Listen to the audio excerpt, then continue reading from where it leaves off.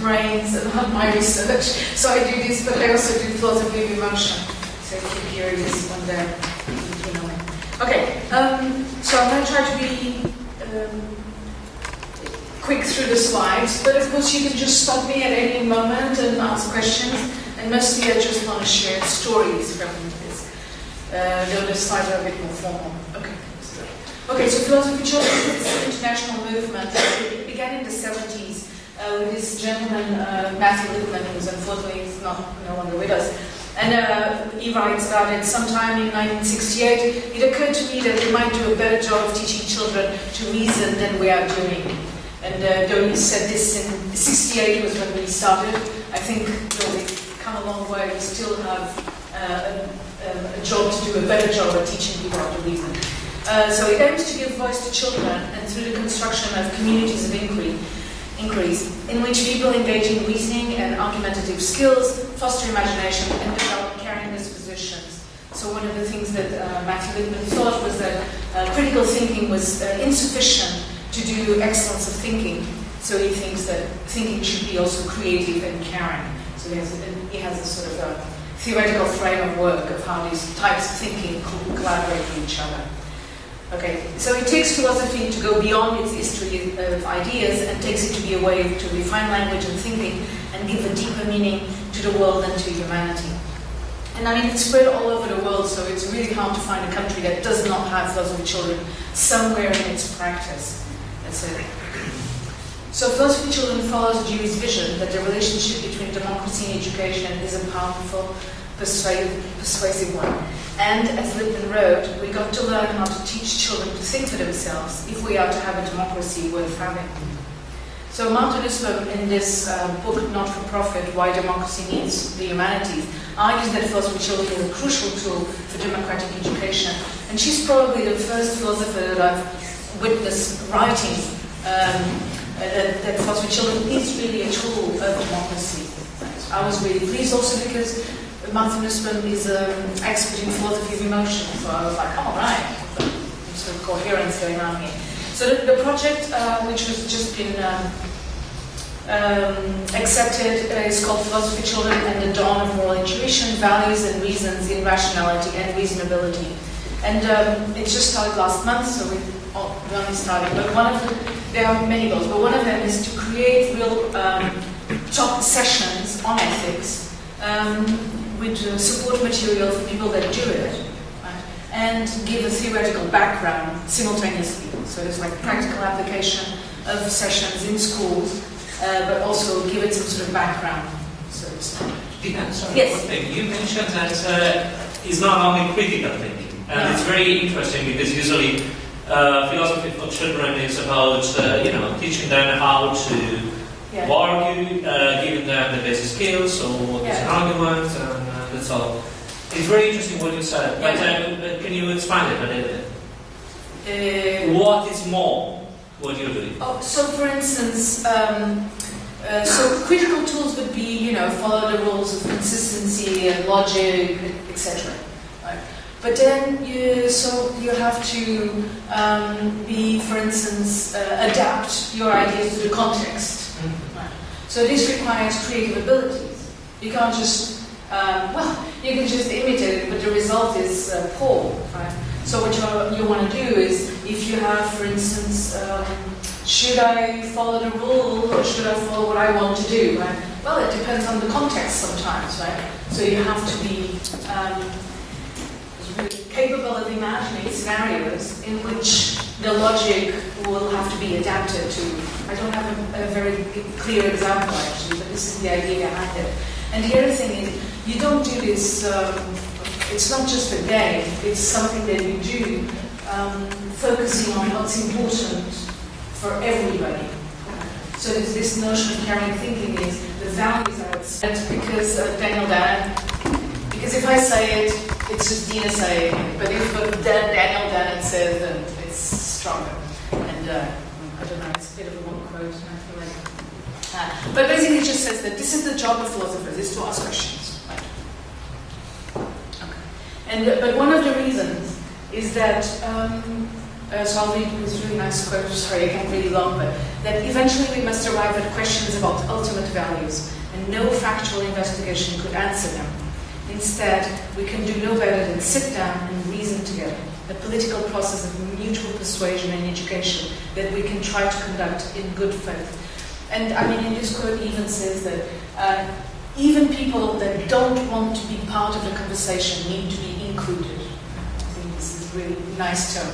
And I think Philosophy of Children does that. It cultivates that even the people that don't want to have a dialogue with us must be included somehow. Right. And then, this is the thing, that people change their mind. But at a certain level of schooling, the children start saying, oh, well, this is my opinion. And then, of course, that's okay, because what they're doing is they're mimicking this value that's been passed to them, that we don't want to be confrontational and hostile towards people that think differently than us. But sometimes the problem is this, instead of being just a move for good diplomacy with other people, it becomes a move to not talk to other people about ideas, right? So we cannot disagree. So for instance, when I go and do sessions at like the 10th grade, so they're like, I think 14 years old, the fact that they can disagree it's free, right? They really enjoy it because that's the age where you start really doing this seriously in a way that can be quite harsh. But in schools they have to do this thing, oh, it's my opinion, and the other's entitled to his opinion, and then all of a sudden we don't talk about things, and it's just terrible. Right, I think my slides are better because they're more coherent. Alright, so when this happens to me, I think of Dewey, because he has this notion of objectivity and subjectivity that enables us, just because something is subjective doesn't mean we can't talk about it, right? And he has this really nice quote that would mean that just because the fact that a house is ours, right, or yours or mine, we can't talk about it to other people, and that's absurd, right? So it's the same with opinions. Just because it's my opinion, I still have to put it out there, right, to be critically evaluated by other people. Right. So, of course, if you critically evaluate an opinion, then you might change your mind. So when it happens, it's important then to point out that happened. To point out that we don't change our mind. It's hard to change our minds, and we don't change it just because it's just something happened to us. Right? It's like something, reasons move us, something that another person said moved us to change our mind. Okay, so I have a story from Rafael. This is 6th grade, so let me think. So they're like 12 years old. And at the end, we were doing a session about raising questions for the school year, debating the school year.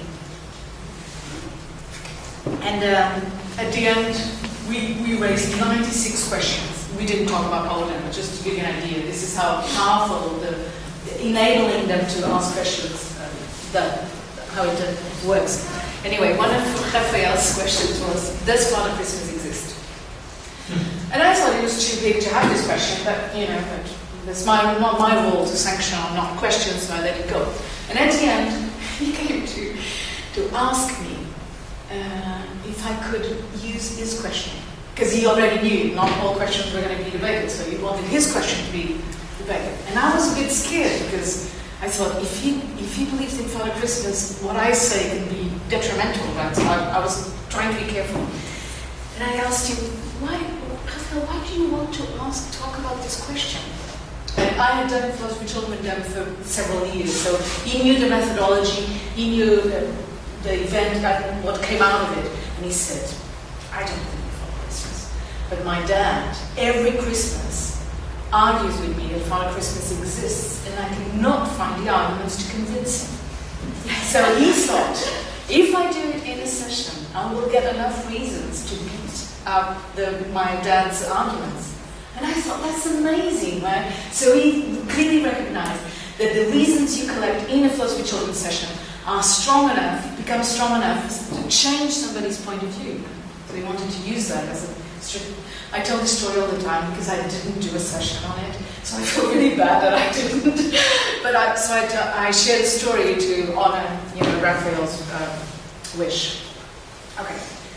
So what is it about a philosophy session that Rafael thinks, he can gather enough arguments to convince his father that Father Christmas did not exist? So participants see and hear people who think differently. So participants identify their ignorance.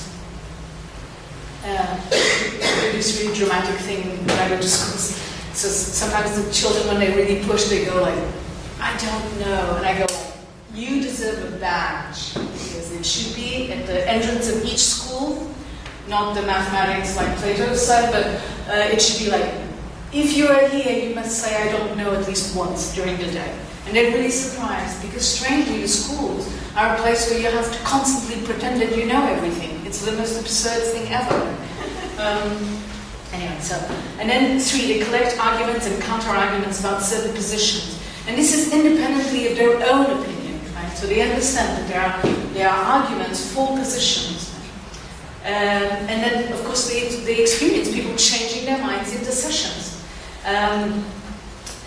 And they also experience that you can have a follow-up session, if you're lucky. That means that the discussion does not end there. Right? It continues.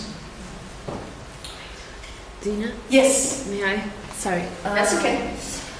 It's very interesting the process that you were describing. And here in the aim of this, the iDebate project, not only in the aim of the iDebate, but also in the aim of Citizens Forum, we also would like to develop that kind of activities of deliberation and making students and very young students trying to participate into deliberate. But at the same time, I'm feeling when I proposed that activity to schools and to director of those schools, the feeling that I have is that the directors are not very sensible to that or open to that kind of activities. First, they think that it's very interesting and they are in sort of a way open to that, but at the same time they don't know how to put it on the field. They don't know how to make that happen. So maybe if you can, you can share with us some ideas, some of your experience on that. To making that activities really happen. Let me just add something, because I was thinking precisely on what Patricia was saying. Because what is the reaction, for instance, of philosophy professors? Do they think that you are trying to do their job in a sense? Because you are in a sense criticizing their job, because actually we have already philosophy in that school, so what is the feeling there? Okay, so I hear 2 different questions, so let's see. So I'll go to that. So getting inside schools is difficult. Mm-hmm. They're really busy places, and the teachers and the administrators, basically everybody, and this includes the kids, they're just overtired with activism. They have so much stuff. It's like really, they can't keep up. So when you come to propose a different activity, they're like, oh, it sounds interesting, but one more thing to do. Right? Yes. So the way I've entered into schools many times is at the invitation of the teachers. So and this was true, like when I first started this, it was in kindergarten, and it was the kindergarten teacher who asked me, oh, I saw that you're philosophy, you feel this philosophy, you don't happen to know anything about this thing called philosophy of children. And I went, not only I can, as I would say I'm lucky enough to have studied with Matthew Liebman. So, I can do sessions in schools, and I can, at first it was like, I'll come and do like 3 sessions for you so you can have a look. And then it turned into 3 years of work with her. So to answer, I gotta work on my introductions. I take too long. The best way to do it is to find a teacher who's passionate in a way that thinks that this is needed in their classrooms. Right? So that's the first thing. And this actually, this teacher, Eduarda Cardinal from Padre Antonio Vieira, she met me through a different project, and she teaches economic, and she says, the problem is I'm teaching them all these things, but since they're not being taught how to think, it's like there's part of the job that's missing. So she allows time in her classroom, the timing, to do this. So to go to your question. So, and I tell Eduarda all the time, yeah, but you can do this with a philosophy teacher. And she goes like, I don't know if I can. So my plan with her, I'm going to work, this is the third year I'm going to work with her this coming year. And my plan is to design the material in such a way that any philosophy high school teacher can do it. So for instance, to give you an example, they teach roles in 10th grade in philosophy here. And I do this session where we actually do the experiment of roles, veil of ignorance. It's like, you have to go into class and you have this veil of ignorance. You have to produce a just society, not knowing which place you will have in that society. I can tell you that the first reaction I have is, Dina, we don't need to do that. There is no possible way of having a just society. That's the first reaction. And then I go like, okay, well, let's just try. And then what they do is they have to enumerate at least one of the principles of roles. So this is totally doable in the classroom to coordinate with the philosophy teachers and to give a way for philosophy teachers to interact with other teachers. So I don't see my visiting schools as doing something, substituting their work. But you are not working with them. With philosophy teachers. You're not working with them, or are you? No, I'm not, but I would love to. But for that, they have to feel the need that they want that, right? Because to want something is, I tell my son, that's half the work done, right? When you want something, you go for it. But people are so overworked, right? And then this is like one more thing to do. Right? You have to really feel the need. Oh, I'm sorry. Yeah, that's okay. Do you think it's easier to do it in private or in public? Definitely more easier to do it in private schools. Yeah. It's very curious that you're talking about that, because when I was in elementary school, I guess, I was 6 years old, probably. Not the elementary school, the level. Yeah. And we had some philosophy classes. Oh, nice. On that time. Okay.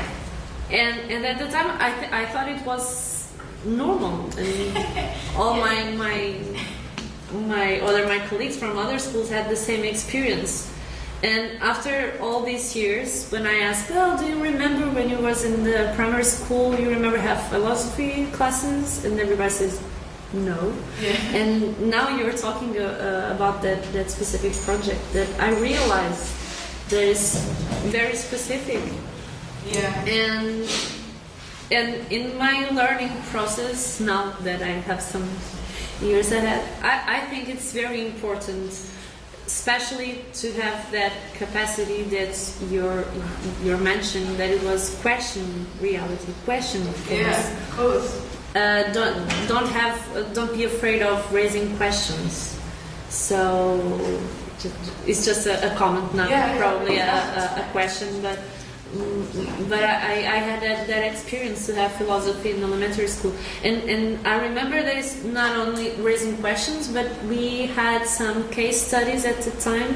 Okay. For example, families having a process of divorce, or having kids from other parents, adoption also. I remember there was like a plot.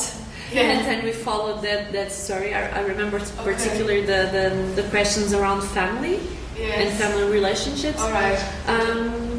So I think it's very, very important. Well, I was in the primary school, but when I think about having that proposal for example, for high school, of course, and here in the iDebate we have 5 main issues that you can raise.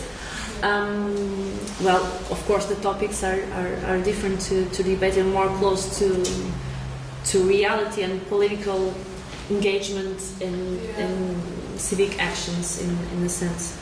But I don't know if some of the partners have also some ideas or have that kind of, for on the one hand, have the same experience in high schools or private or public schools in their own countries, and on the other hand, if you face the same difficulties to have the proposal of the iDebate in high schools, or if you only had that experience of debates with universities.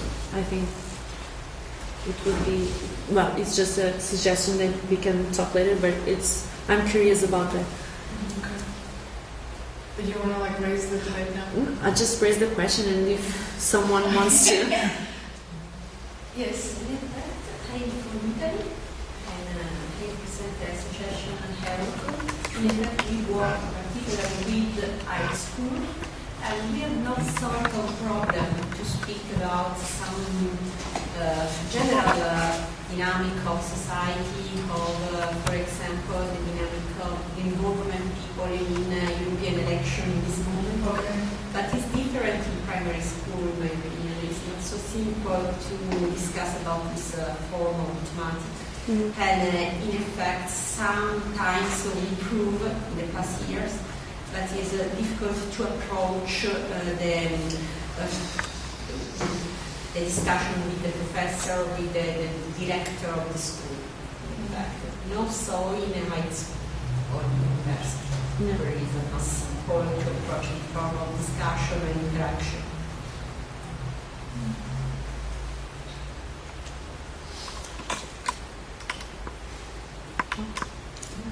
This is like my last piece. It's about this notion of thinking with others. And I mean, the way I think that people that do research, this is what they do, except it's not so visible. But I have this story from 11th grade, so they're 15, 16 years old, again in this high school. And I put this because I used this material that, this is available for everyone, this European project called Really Nice Name Peace.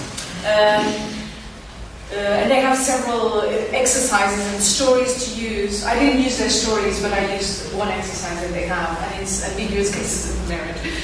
So it was just a set of various examples that we were talking about, right? And we were writing on the board the criteria that we thought people deserved reward, recognition, for their goal. And now, after a few examples, the classroom had reached the conclusion that to deserve something, one had to A, do some work, B, dedicate oneself to the subject, and C, undergo risks. And then we hit on this example. For the election for the student representative, and one person threatens the others to vote in her and wins the election. Does that person deserve to win? And of course everybody said no, because they know the right answer is no. But according to their criteria, the person deserved. And what happened was one participant, really shy girl, who never speaks in the classroom, all of a sudden went, yes, I also don't agree that she won, but according to the criteria on the board, that person deserves to win. And this took a total different turn to the discussion, right? So this is their expression. They said this requires an ethical umbrella.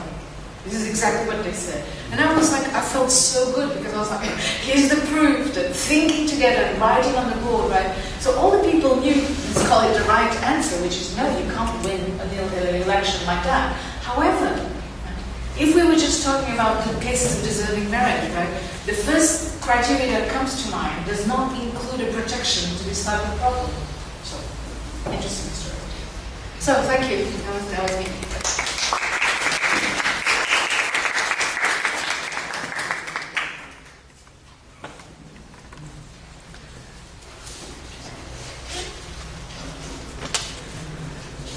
So, there's any other questions, comments? No. I maybe go.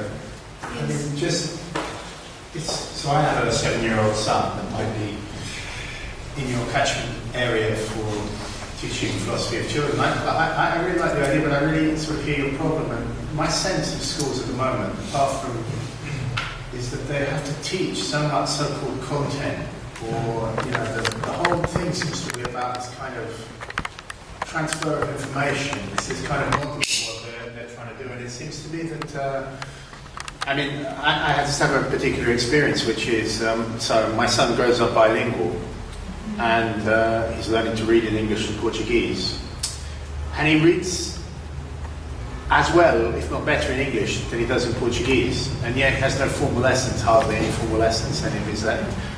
And so just from this experience, it seems to me that there's a kind of obsession with making them do stuff to demonstrate.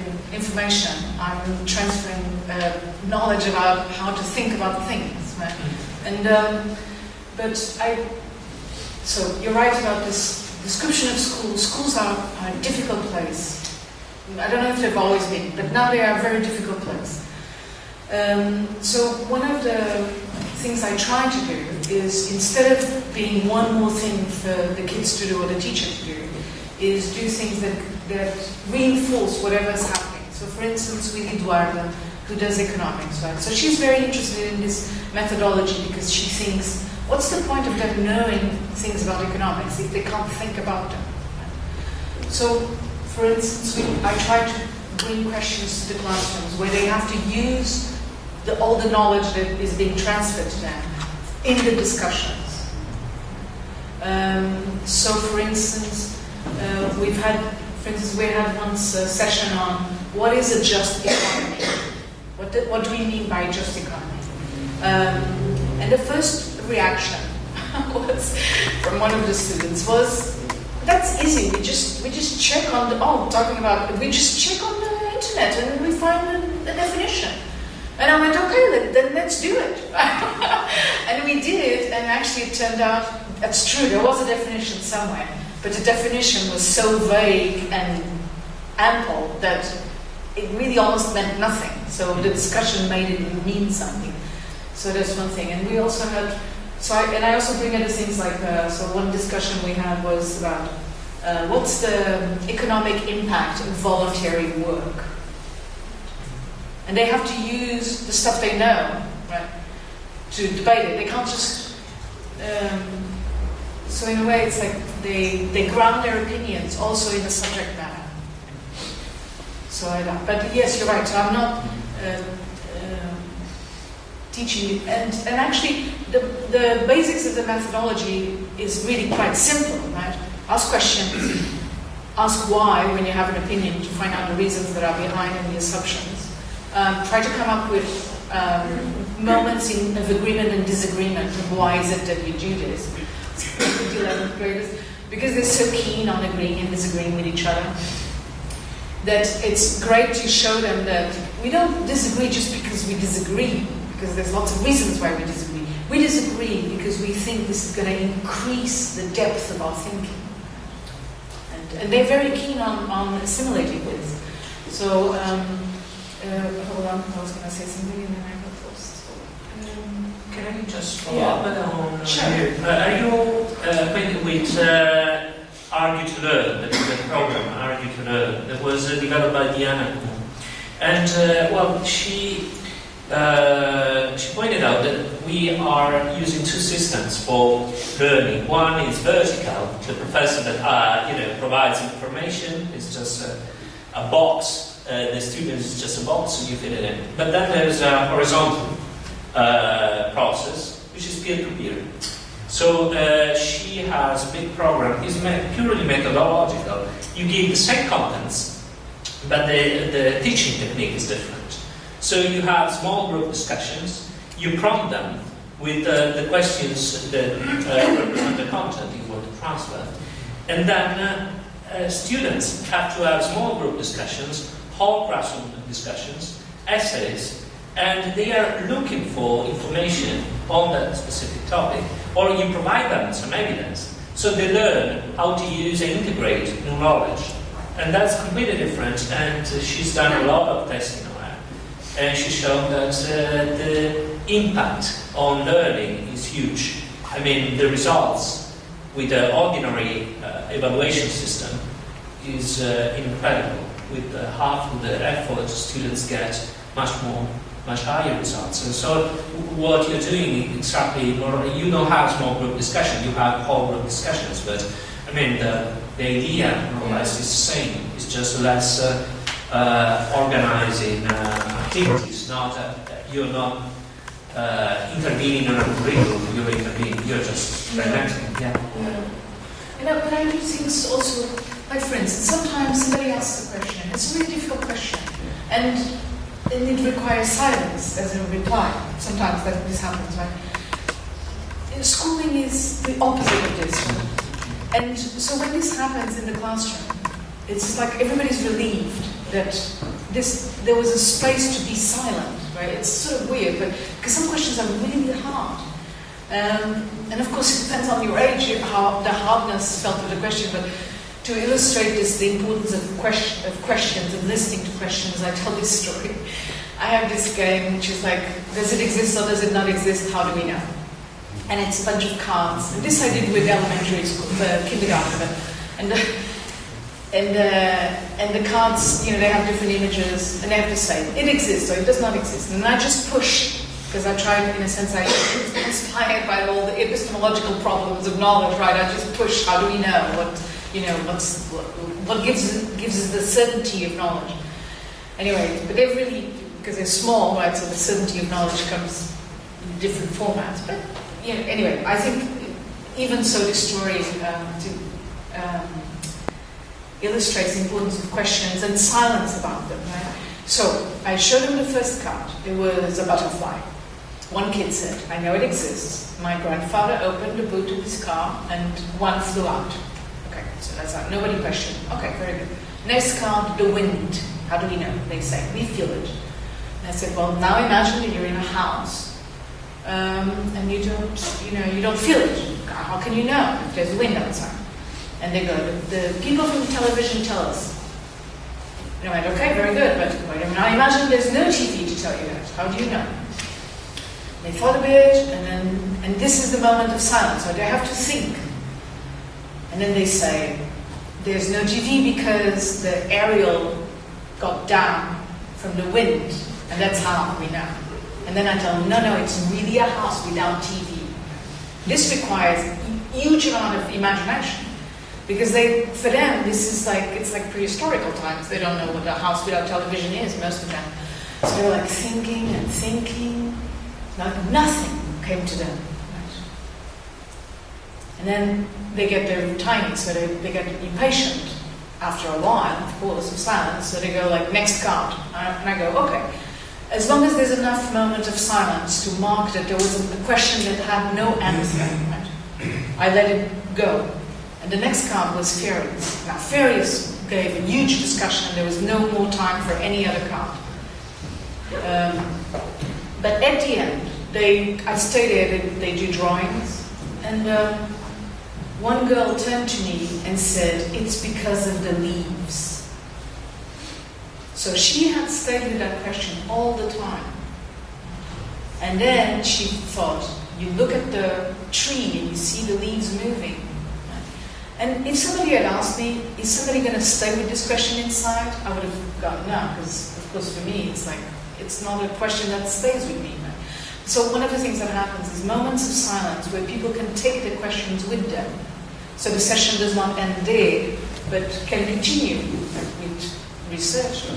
Maybe she'll turn out to be a biologist after this. I don't know, it's just something about the question that stays with you.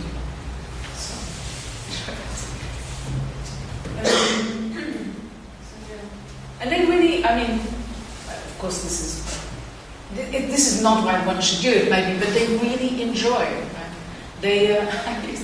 I used to go to Montmartre this was first graders, and so I used to just go and visit them and do sessions, and then one day I passed them in the playground, and one girl is taking a bunch of papers with her, and she's going, we're going to play at doing philosophy. So they go to the playground and do it. I don't know what they do, but so it's interesting that they should pick up on that's, it's fun. Imagine, they think it's fun to talk, give reasons, give examples. Oh, and my fourth element is, and try to come up with counter examples.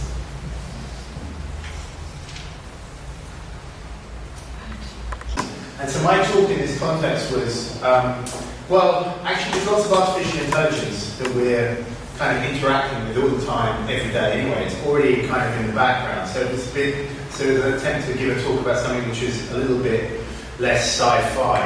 And in a sense, my little introduction today will be not so obvious subject perhaps as Dina's, because Dina's I think is very cool, right? You know, all the people here are either philosophers or people organising discussion forum.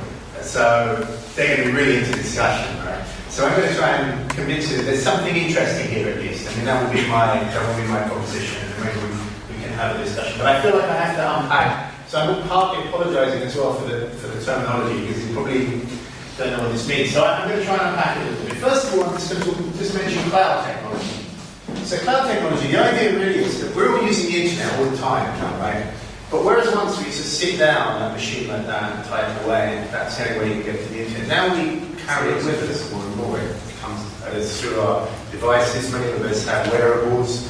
You know, some people were wearing these Google Glass devices, which are kind of augmented reality things. But in any case, I mean, even in virtually any meeting you come to, probably about 30% of the people at any given time will be tapping on their phones, right? So there's this kind of background information that's just everywhere. It's part of our. So I would think cognitive ecology. So what does cognitive ecology mean? Cognitive ecology, so it's a metaphor. Okay, so if you think of ecology, the most obvious thing is like an organic ecology. So you could think of the way that plants and animals interact, and you may know about things like keystone species. So if there's some environmental damage and a particular species dies off, has terrible effects on all the other species because it's really important to ecology. And some people have been using this idea as well about technology. So you can think about technological economy. So another really easy example is you can think about a wireless laser printer or something that academics like to have to send the documents to. Well, of course, if you don't have a wireless network, it's not going to do you much good to have this. So things are kind of, technology can also work in the same way. So the last part of this idea then is cognitive ecology. So cognitive ecology, and I hope I've got a slide which illustrates this a little bit. Cognitive ecology is the idea that our cognitive capabilities, even our minds, are not just things which are internal, merely sort of just in our heads, but they're kind of spread out into the world. So in order to think, in order to do reasoning or even perception, our technology is involved in this kind of process. And I put up this maybe the oldest human technology. That's not a good picture, by the way, but a stone axe, which goes back in some form or another in hundreds of thousands of years, on technological processes or artifacts and things in the world. This is very important to the way we think. And just to give a little one very controversial question which has been around at the moment, which I'm not going to say much about, but maybe we can discuss it if we like, is that some people think that since we started reading off screens like this, or other kinds of screens, rather than, well, not cuneiform tablets, but other books, this could have very dangerous effects on how people learn to read. I must admit, I am quite sceptical of this idea, and I looked into it quite in detail, but nevertheless, I think it's a really good subject of debate, so perhaps we can discuss that a bit more. Okay, so that's cognitive technology. Now, probably here, if I can get through 3 or 4 of these slides, you've probably got the setup, so then if you want to start asking questions, you can ask them. We don't need to finish them because there's 3 of these slides anyway. But this is a sort of central proposition. We now live in this world of so-called smart technologies. I put little square quotes around smart. Because smart is this funny word, right? It seems to me that they've got some kind of intelligence of themselves, but we're not being very specific about what this intelligence is, but they're doing some stuff for us. So what do I mean by smart technologies? Well, this is probably already becoming an out-of-date picture if you want to find out some information, because of course now you just feed into your phone, right? Or you can have a device like this, the Amazon, I forgot the name of it now actually.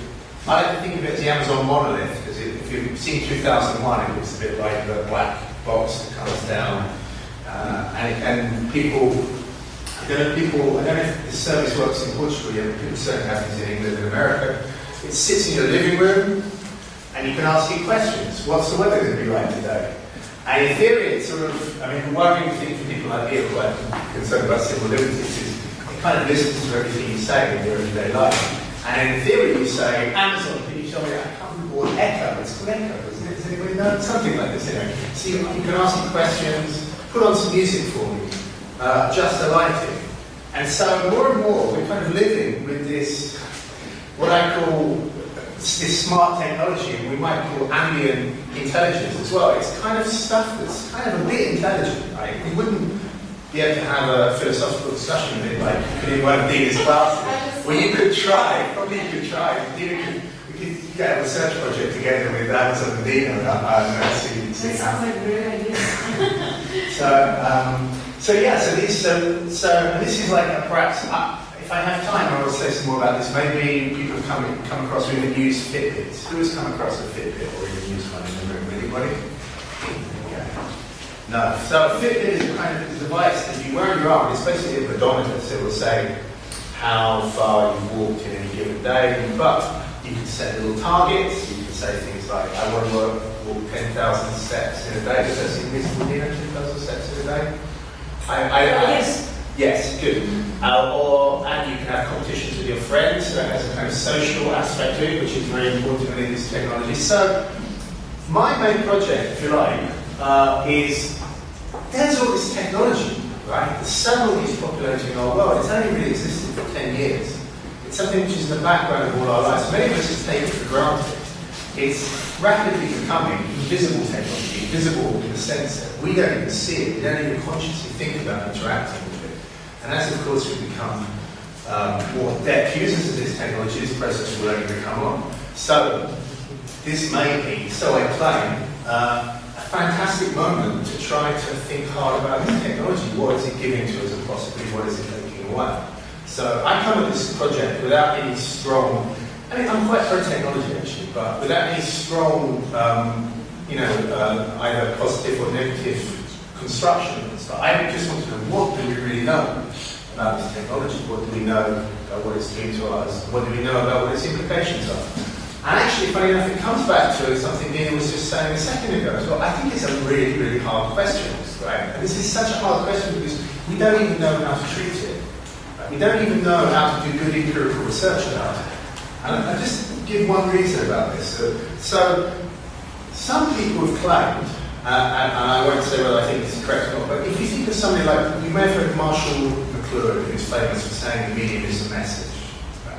He was a famous technological critic. His work was very well known in the 60s and 70s, I believe, so quite some time back. But of course, the idea of the medium is a message is that the way that you use a particular media constrains how you can think about it, what message can be sent through that medium. So, and his whole point was it brings values with it. It brings ways of thinking with it. So this raises a very serious problem. If this is true, and we're sort of moving to a new media ecology, if you like, how do we evaluate the world that this new media is bringing with it? Should we use the values of the arguably kept us in good stead values of a text and book-based culture, or should we adopt new values to go with this new technology?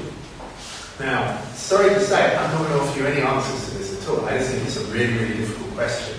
I mean, insofar as I often, when I write papers about this, I often have a kind of slightly apologetic couple of paragraphs at the end of my talk, my paper that goes something like, well, you know, if we really care about the values that we had in the past, there's no reason just to abandon them because a new technology comes with it. So we should always be trying to see how we can measure them in relationship. So I don't really agree with McLuhan on this. I think it does bring values. That's not a reason just to discard old values. But nevertheless, I think this is a really difficult question. Right, probably have a few more minutes. So I'm going to give you just a couple of examples now. So I don't think I've got time to do all of this. So one thing you may have heard of, so this is more now, less philosophical, more cognitive, if you like, more about what effects this technology might have. So one effect you might have is the so-called Google effect that was first sort of identified really by Betsy Sparrow, who was a researcher working with this guy here, Daniel Wenger, who's been doing kind of research in this area for about 30 years. And she did did an interesting study where basically she gave people a bunch of, I guess they're just not very interesting sentences, and they were told, here's a list of sentences, we're going to ask you some questions about them later. Some people were given them in a computer file on their computer, and some people weren't. They were just given the sentences. For those people who were given the computer file, or at least thought they could then access the computer file later, they tended not to remember the sentences very well. They tended to remember how to get to the sentences, how to use the computer to get to the sentences, but not how to content the sentences. And there are, I mean, I have a colleague who's written about some of this stuff, which I felt a bit of his paper on here, but he points out, first of all, this test was not done with Google, right? Even though it's called the Google effect. So it's one of these things where it's gone into the culture called the Google effect. Google played no role in this experiment whatsoever. It was an internet connected computer, files on a computer. So that's one thing here. And the other thing is the actual phrases that people were asked to remember were kind of just Lucy's in the bathroom or something like that. There's no deep connection between any of the phrases. They were just kind of random phrases essentially. So you can have some doubts about this. But nevertheless, there does seem to be some evidence that we are doing something like this insofar as we think that we can retrieve information from a computer device.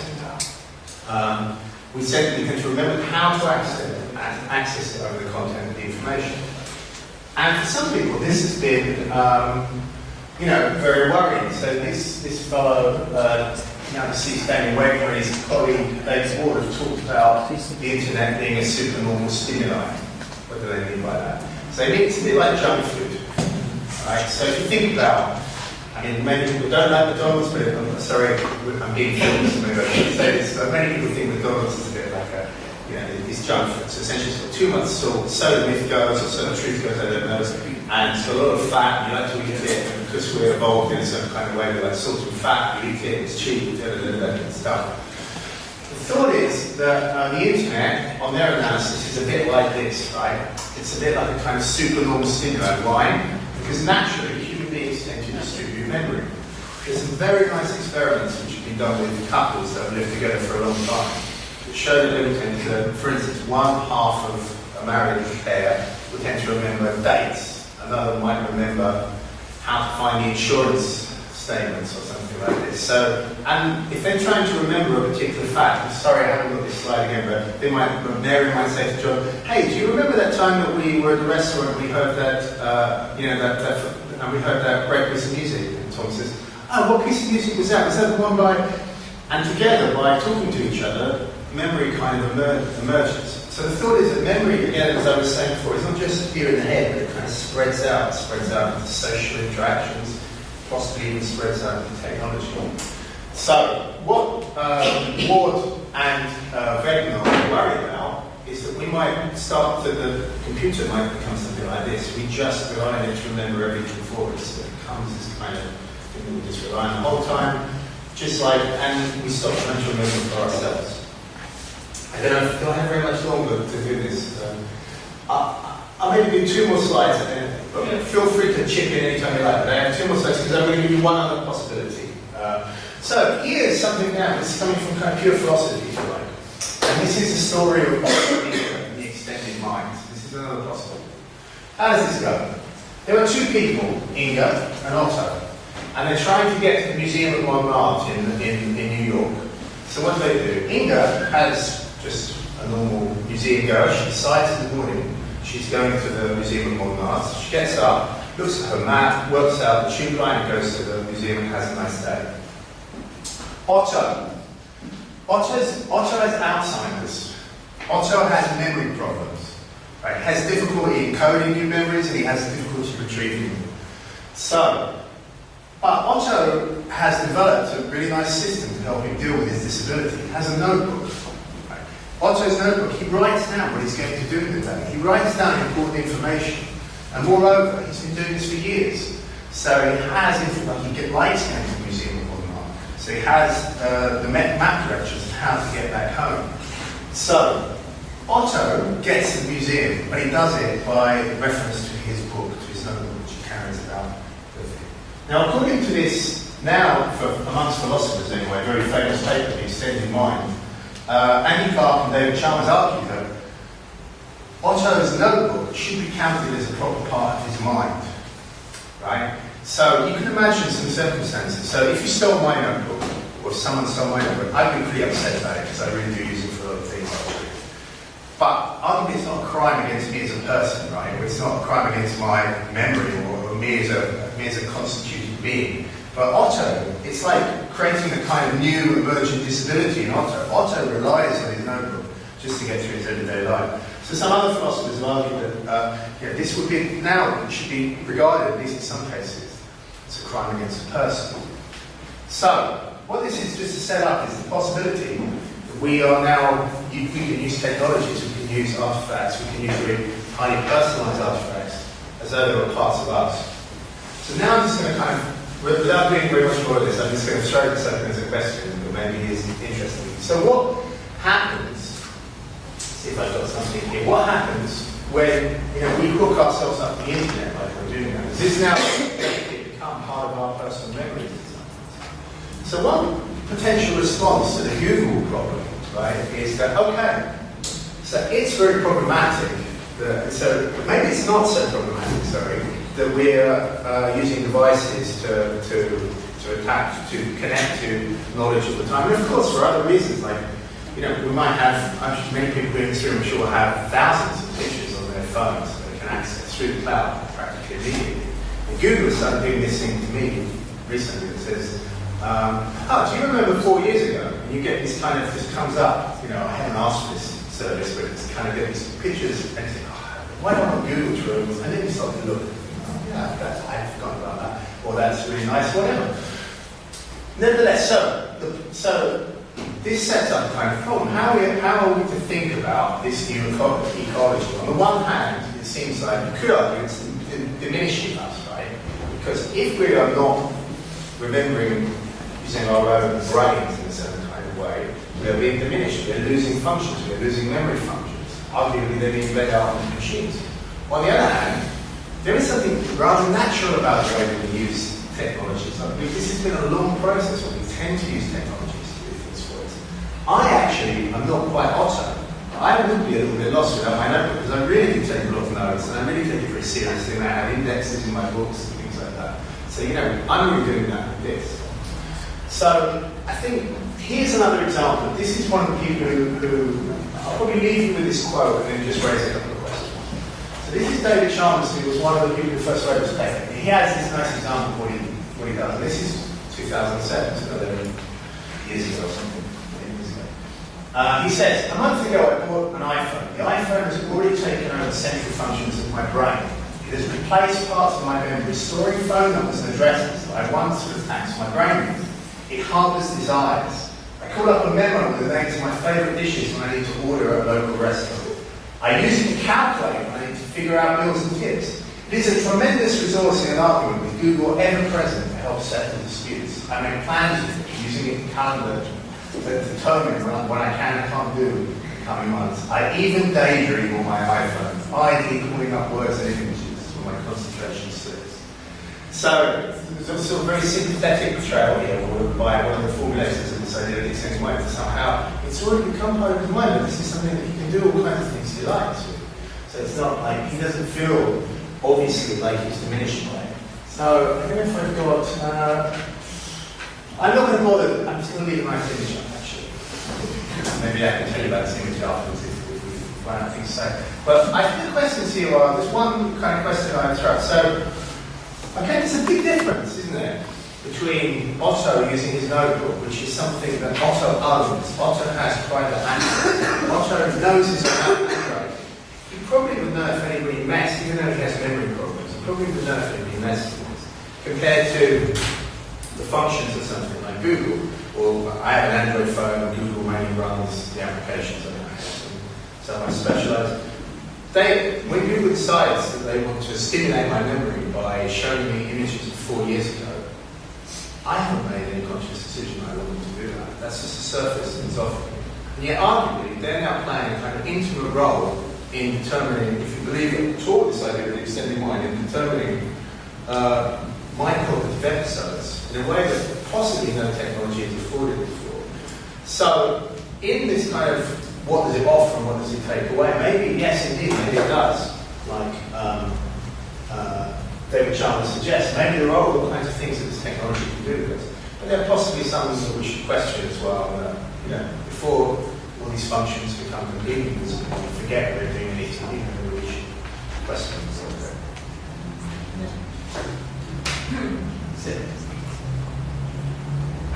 I was thinking about the relationship between what you're saying and the effect of memory also on the access we have to information. If you think about a few years ago, people read newspapers and there were very extended articles on a specific issue, and you had to read the whole page to understand more or less the issue, context, sometimes terminology. Now you read the headlines, and with your mobile phone you can read a newspaper in seconds.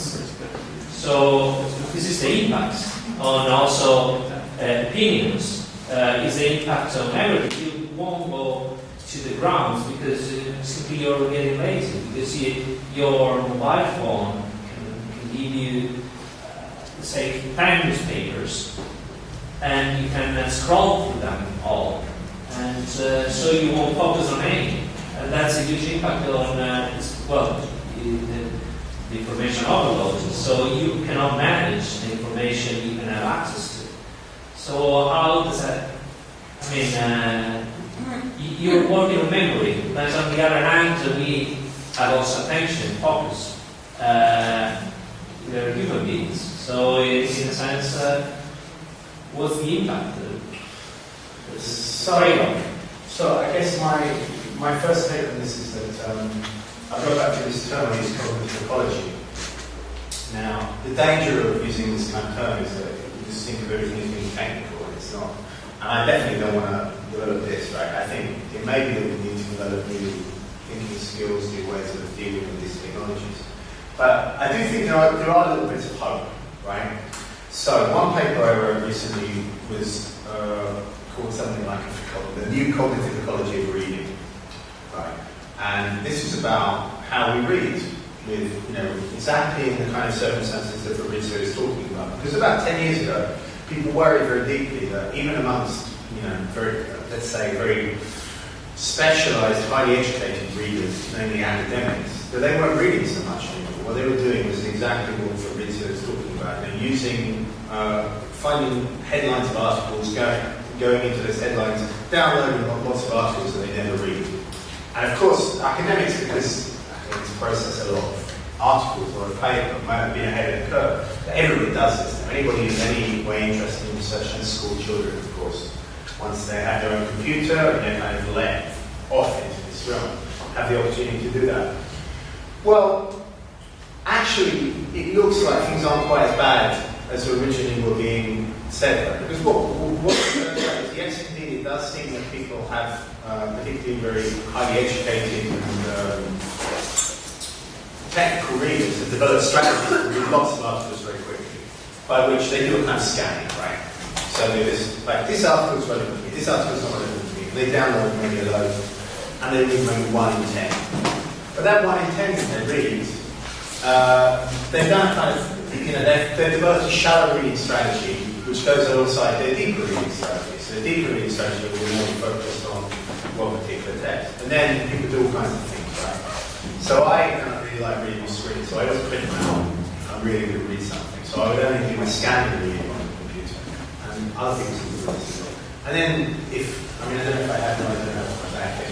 But if you look at an academic's text, then you'll find it's all highlighted, people have written the margins, and they've done something to give them a process to find things that they were thinking again. So this is just to say, it's not that we shouldn't worry, it's not that there are problems, but deep reading can be accomplished with not just the old model of sort of being immersed in a book, but people who really study text tend to write a lot of the text. Even the computers can also see things like, I read on my Kindle device, I can highlight a bit of text, that bit of text, it goes into the cloud, I can pick it up on my computer and I can paste it into something I'm writing. And There's another point that is interesting, because you call it, they call it extended mind, but has two meanings. One is a social mind, the other is outsourcing mind. Yeah. And it makes it different, because the second is an artistic process. The former is the completely opposite. I mean, the social mind is like sharing with others our memories, but in that way, you think about and you have different viewpoints on the same issue. So in a sense, stimulant is a stimulant. But the outsourcing mind is a shrinking mind. It's nothing that is more critical. So this new technology, in a sense, a help to dialogue and say being critical, or are just the opposite, are a threat to that. So I think there are, I mean, I don't know if other people want to come in on this, because I think this is, I talk about this, people have opinions about this, so I don't need to answer every question. But I think both can happen. I think this is the crucial thing, right? I think there are, and there might be some cases of outsourcing cognitive abilities, which are not so dreadful. So, for instance, I can't remember how to do long division, I have to confess. I really can't. And this will come up soon with my son, because he'll probably ask my help when he's doing long division. And I tried to do it the other day, and I just couldn't remember properly. Okay, I could probably go to a computer, most likely, look up the method, and then recover it fairly quickly, right?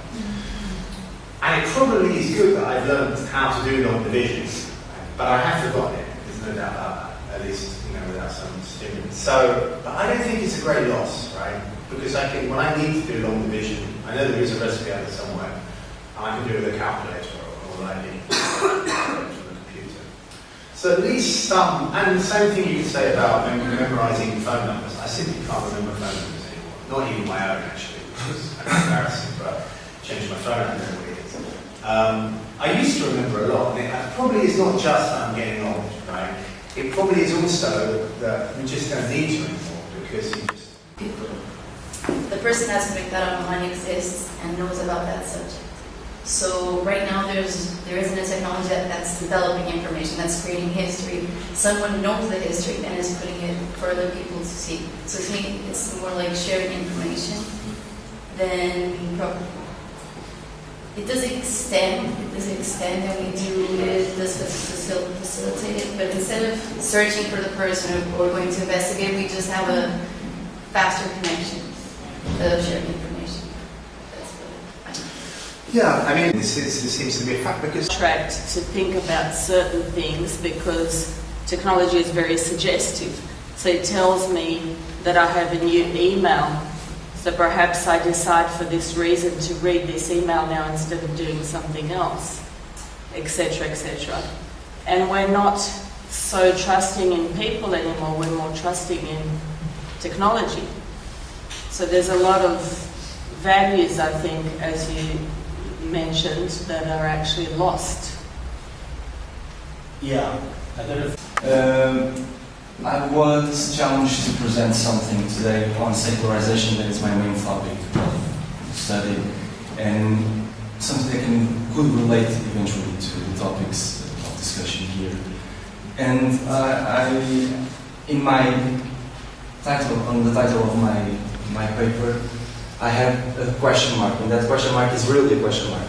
So it's not an implicit answer that I already know the answer, a question that I already know the answer. It's really a question and an easiness that is inside of me, considering these two concepts of secularization and democracy or post-democracy. They are the main topics that I will try to discuss. And with education, with science, with the development of a technological consciousness, basically people become more rational and they need more the explanations, not physical explanations of religion in their lives. The other one is societalization, that basically describes the process of transition from community to society. And basically what it says is that with urbanization and with industrialization, we have a different type of society that is no longer this parochial civilization, parochial society that goes around the church of this community, and this is a more indifferentiated, a more individualized society. And the third subthesis is about different functional differentiation that basically says that our societies have different social systems that are differentiated from one another, and they become, with modernization, specialized, and they become autonomous on the social domain, on the social sphere. And basically this competition leads to the fact that no longer one specific social sphere can be hegemonic in the social system as they were or they could be in the past. And now marginalization of institutions, in this case religious institutions, there is a sense of the absence or the end of belonging. People no longer belong to these big group institutional and traditional groups. They feel that they are no longer constrained by the authority of these abstract institutions. This is the main idea. So the first consequence, the institutionalization. The second consequence that authors usually speak of is individualization, as I've already shared with you. Basically it says that modernity dissolves the homogeneity and traditional structures, and the individuals emancipate from these traditional institutions. And there are three main subtheses that I can talk here about individualization. The first one is one of Thomas Luckmann, that talks about this shrinking transcendences. Basically, he says that traditional societies live in this big sacred canopy, as Peter Berger described, of non-daily transcendental experiences that were mediated by these traditional institutions. They pass to this intermediate level of transcendences that are still mediated by traditional institutions, but they occur more often. And we are now living in a moment of these small transcendences that are related to the spatial and temporal limits of our own experiences. So this is the first idea of shrinking transcendences. The second one is the idea of believing without belonging. People still believe in religion. This is a theory of Ray Stady, that is a British sociologist, that basically understood that people still believe in God, people still consider themselves as religious, but the practice of going to the church or the practice of praying were not similar. So she coined this term of believing without belonging. People were believing, but they were believing, but they were not belonging to these traditional institutions. And what she actually said also was that we were living in the period of a vicarious religiosity. This means basically that we prefer to delegate the mission of believing and of practicing religion in some type of ministers of religion. They are religious for us, they practice religion for us, so in a sense we delegate this power, this right on those people to be religious for us. And the last one is the idea of the rupture of the chain of memory of Danielle Viollet, that is a French sociologist. She basically says that these modern societies, religion was passed basically by memory, and because we have these different type of memory in our societies, basically there is a rupture, and people basically today they get together in these small groups of voluntary adherence. Basically, they adhere to these small groups in a voluntary way, but they are fragmented. They are based on what Weidbach group would call this expansive self. This individual that lives in this modern society and that basically is trying to understand the world through himself and is trying to enrich his experience in the world through himself. So, and I believe there are some parallels here with these consequences of secularization, the institutionalization and individualization, and democracies, and what happens specifically in Europe from the Second World War on. The first parallel that I find in a social-political reality is the decline of political membership in Europe. The institutionalization actually occurred in a very strong way in Europe, specifically after the 1970s. And actually, in many countries, there are, of course, some other countries that this is not the case. For instance, in Spain, for instance, East European countries. And in the mid of the decades of the beginning of the 21st century, basically, only the average was of 5% of people that were members of certain political parties. So there is a really small number of people that adhere to this type of traditional institutions, let's call it like this. Then the idea of believing without belonging. According to the study of the Pew Research Center in the United States of 2017, basically, people in Europe still believe in democracy. There is an average of almost 80% of people that they consider that are committed with democracy in Europe. But what they actually say is that there is a shallow commitment to this democracy in terms of political participation, in terms of being able to understand their civil rights, their civil duties, etc. And only 37%, according to this study, can be categorized as committed Democrats in this sense. And this is after addressing this in the sense of this vicarious religiosity, when we delegate this our right to participate or our power to participate and to engage in discussions in other people. This idea of grace taking, of vicarious religiosity. And according to the Democratic Perception Index of this year, in Europe, worldwide, 51% of people think that their political voice rarely or never matters in political discussions. And actually, 13 of the first 20 countries in this list are European. So the average is of 58% of people that consider that their voice rarely or never matters in political discussions. So in the sense, because we feel that we do not participate, our voice has no impact, we still believe in democracy, but in a very shallow way, and we prefer to delegate this mission of participation, because if our voice doesn't matter, it doesn't matter. So we have this type of vicarious democracy in a sense. We also see these shrinking transcendences, this parallel with shrinking transcendences, and we can see this idea of shrinking political participation. In the 1970s, there was a world widespread involvement, engagement in political participation, according to some authors. In the late 1980s, with the global deregulation of financial markets, mass consumption, stock exchange, etc., what these authors, especially this guy that I'm going to talk of afterwards, Colin Crouch, the guy that coined the term post-democracy. So in the late 1980s, in this context, elites started to understand the way the game was played. Basically, they started to control the way the game was played. So basically, they started to manipulate the system. This is called Crouch, the word, the sentence.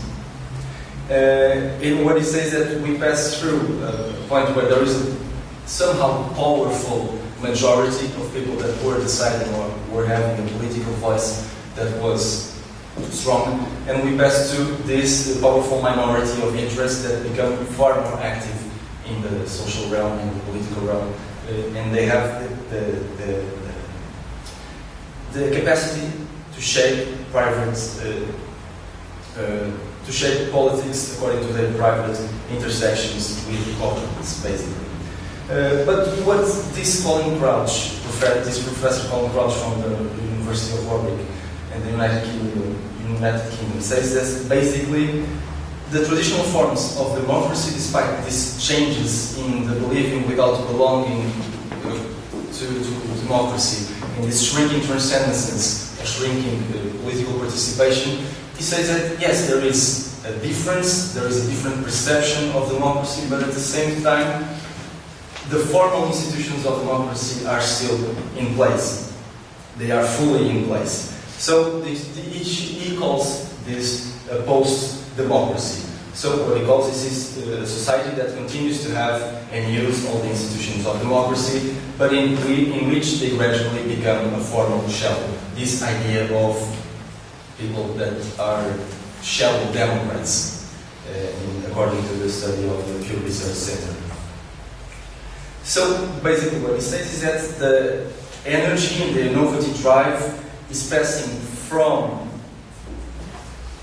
this majority of people through the arena of a small circle of political economic elites. And with this, he states that there are some consequences.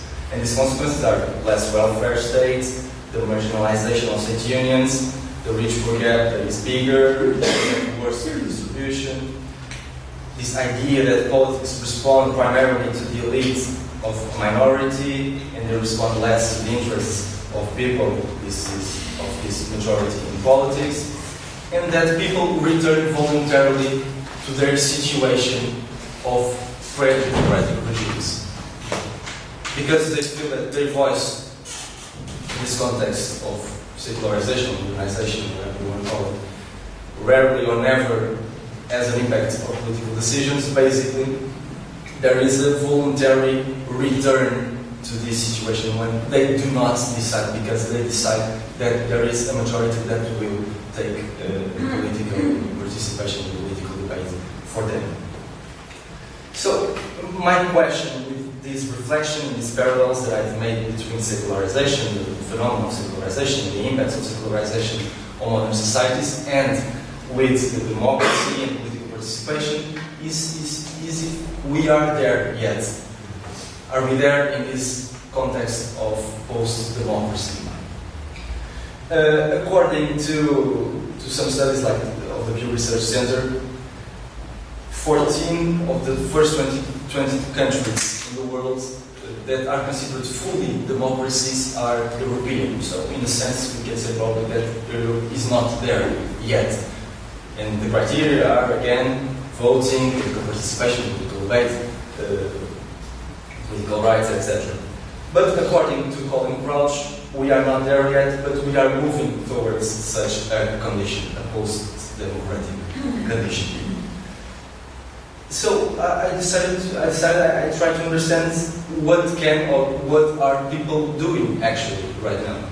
And this brought me back to the idea of these small groups, of these small, fragmented, but voluntary groups that are still being constructed and built in our modern societies. So there is a rupture in the chain of memory, there is a reflexive spirituality that can relate actually to these new, the institutionalized and individual societies, identities that are forged in these new modern societies. But again, these groups are small, they are fragmented, and they emerge as fighting against their outsider status in the political realm. And they are usually seen as revolutionary in a sense. You can see, for instance, the Occupy Wall Street group. They are seen, this type of group, fragmented but of voluntary adherence, they are seen as revolutionary groups that are not, of course, well seen by the status quo. And returning to the idea of the iDebate, what is being done is actually that social media is engaging in public debates, but in order for social media to really engage in public debates, Colin Crouch tells us that they need to become this type of advocacy groups. They need to become pressure groups as the traditional ones, so they can have really a power of changing something, because they are just these fragmented, dispersed groups of people that have some type of relation with some type of topic in our societies. Basically, these energies of social sciences, of social media, will not be a channel to political participation in the sense of post-democratic society. That was all. Yeah. Someone have some questions or comments?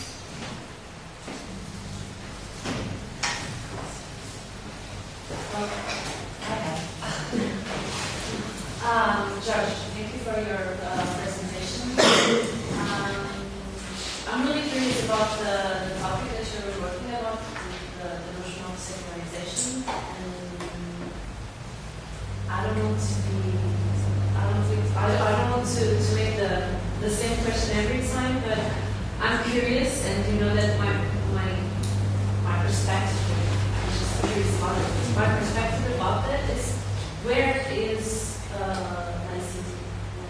I don't know. Yeah, If you can there is translate a big confusion Yes. with these terms. For instance, in Brazil, they Yes. always use the terms like ICT to talk about the separation between state and the church and the politics that come around it. But what has been happening in Europe is that we are adopting the term secularism in a more neutral perspective. It is true. Allow me to add some information. The notion of laicity, at the same time, it's an organization of the state and a perspective on democracy, how democracy works.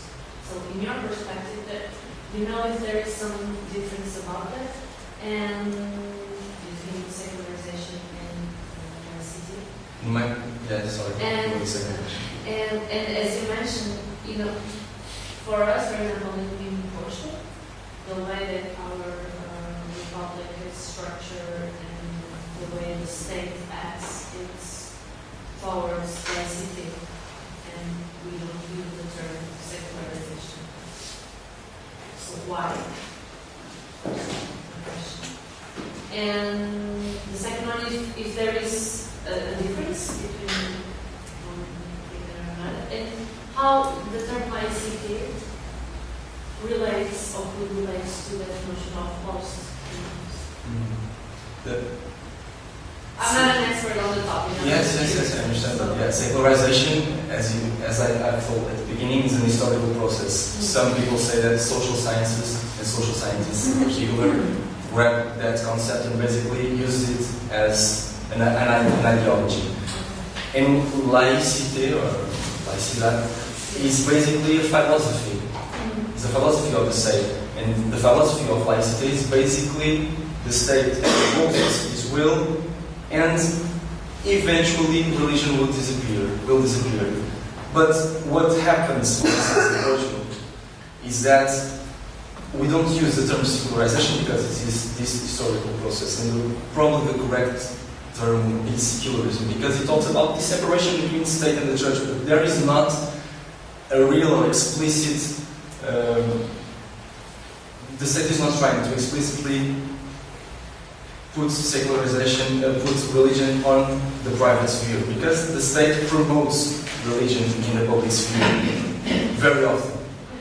And the fact that you can, by your taxes, fund religious institutions in our country, so the state is clearly not trying to put religion apart because it understands that it's an important part of society.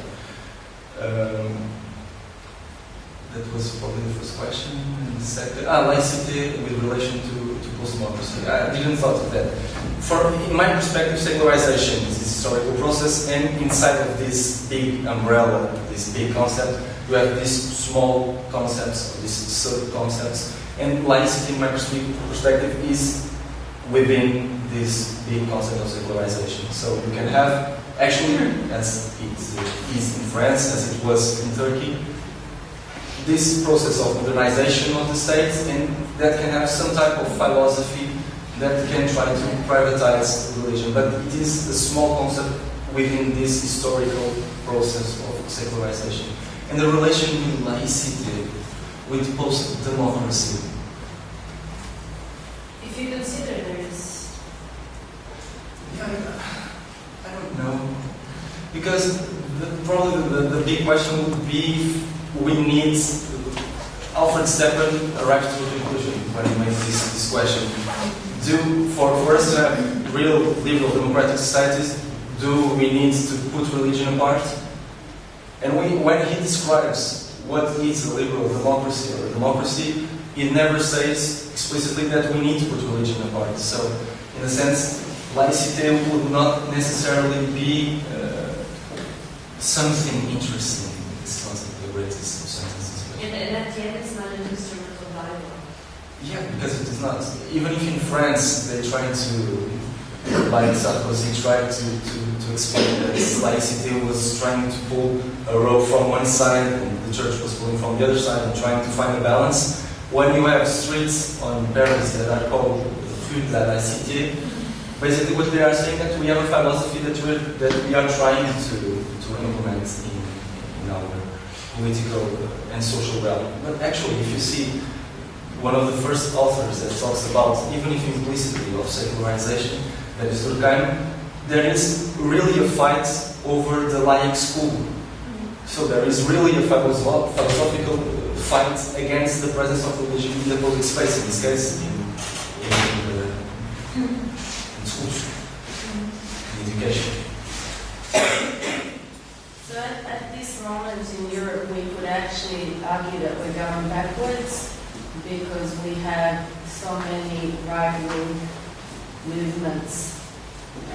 That's probably one of the consequences of this idea of post-democracy, because when you have all these consequences, that if people really don't feel that they are part of the system, if people, even if voluntarily, unconsciously or consciously, try to delegate their rights on this minority that will decide for them, and they basically say, listen, next 4 years I vote again, and probably I will have a voice again in 4 years. It is normal that there are some consequences of that, and probably the consequences of that are populism. And I'm not trying to be judgmental or trying to say something better or good against populism. I believe it is not a good thing, but my opinion here doesn't matter, I think. But in fact, this type of post-democracy, what Colin Crouch calls post-democracy, has to have that type of reactions. Because people react. People react like they react in Brazil, for instance. And people react as they are reacting in Italy, for instance.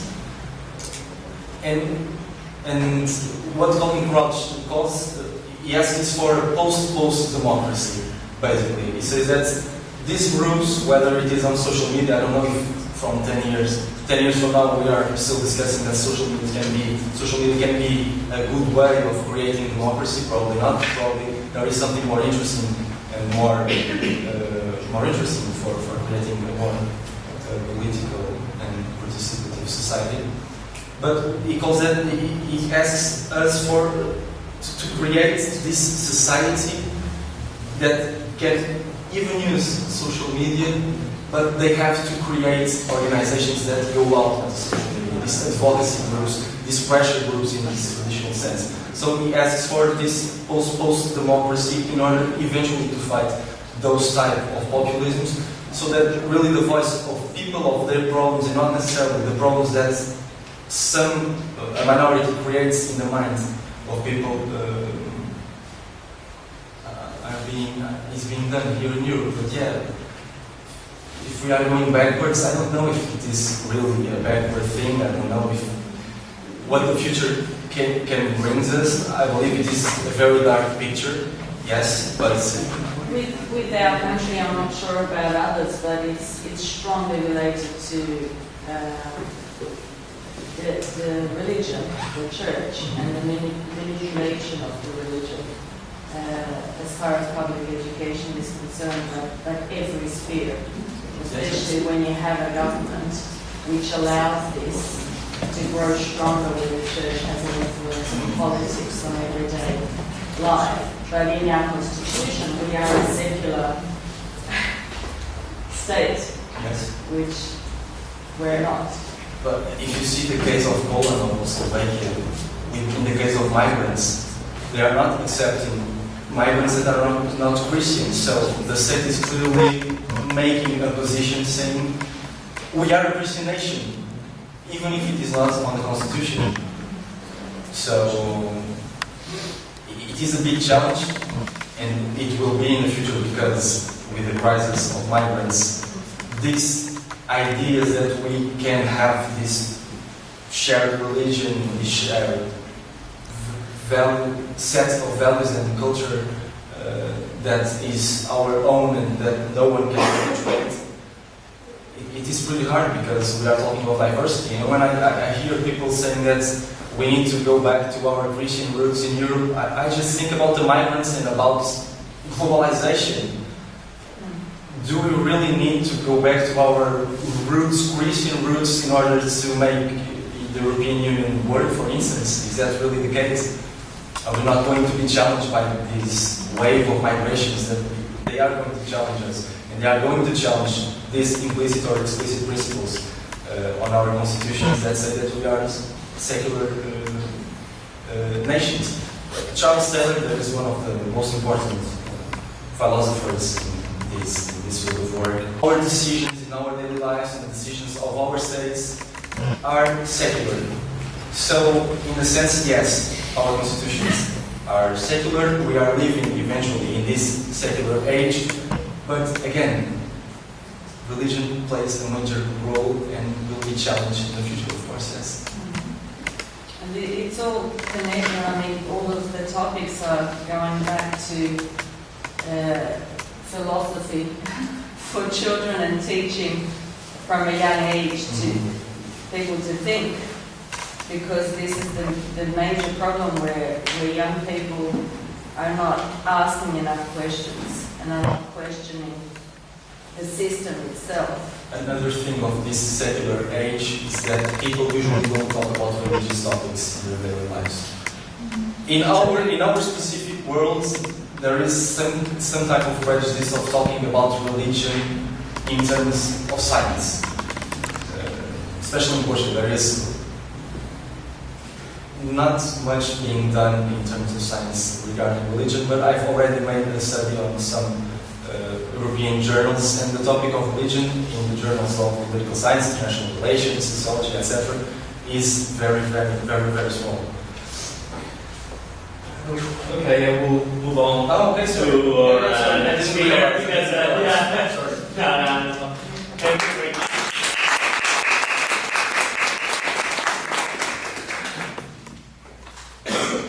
Based essentially in my doctoral thesis project that I'm starting to do, that is models of political participation of young people in Portugal. So, political participation of young citizens today is far from the democratic ideals which entail interest in politics, activity, participation in political parties and electoral campaigns, and that their voice is taken in account in decision-making process. But there are a few problems. That is such the decline of party membership, the low voter turnout, the decrease of party identification, that confirm the ever-growing gap between the citizens and political parties. So the individualization of values and lifestyles of young people linked to the perception of widespread crises in last decade has led to a growing interest in the personal causes for their own lifestyles that reflects in the non-institutional participation instead electoral or institutional participation.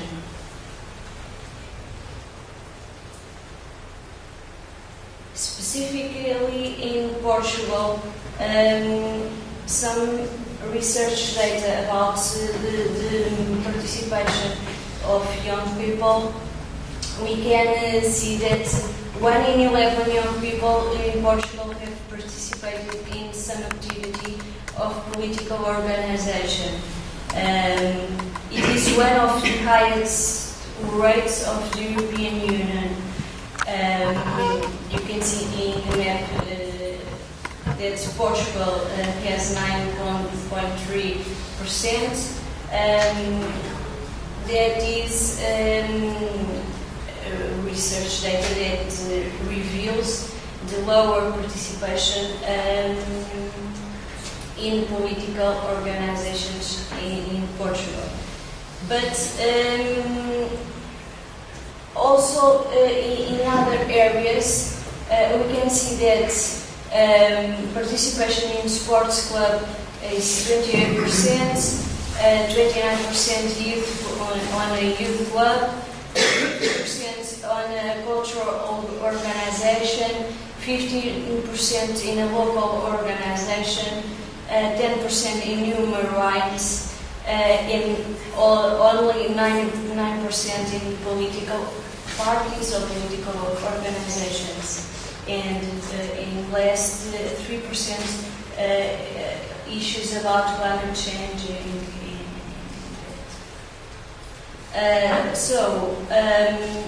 Almost half of the young people don't participate in activities of none of these organizations. This data is very important for we took in consideration for the future of our democracies.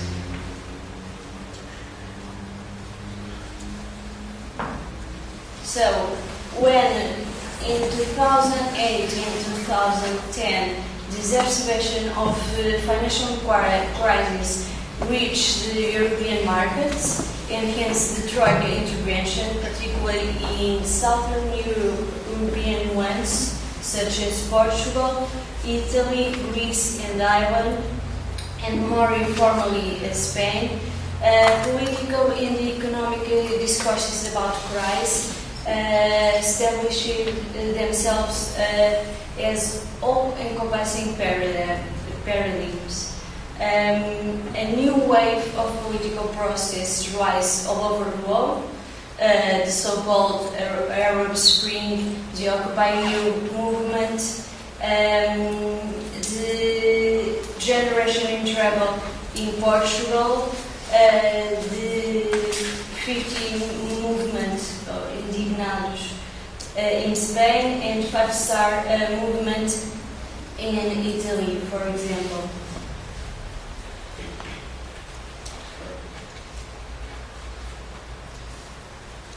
Here we can see the political protests before and after the Euro crisis, monthly trends in select European cultures.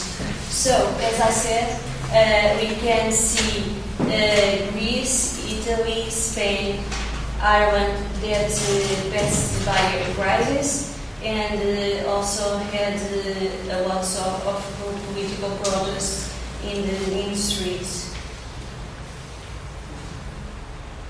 The Arab Spring, the Occupy movement, the Indignados, and the Five-Star movement. But I'm gonna talk about the specific case of Portugal, Generation in Trouble. There was a manifest written by the four young people that organized the protest by the social networks. Essentially, the Facebook was the key for this protest, and all this started with a song. The song, Am I Such a Fool? That in this lyric you can see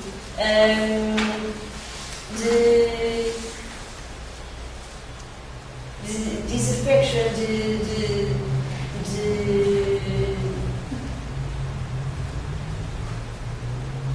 the situation that young people are through going from internship to internship, underpaid or not paid at all. And the song which brought back the tradition of protest song motivated the process of identification with the lyric and spread quickly through the internet via YouTube, especially among the young people.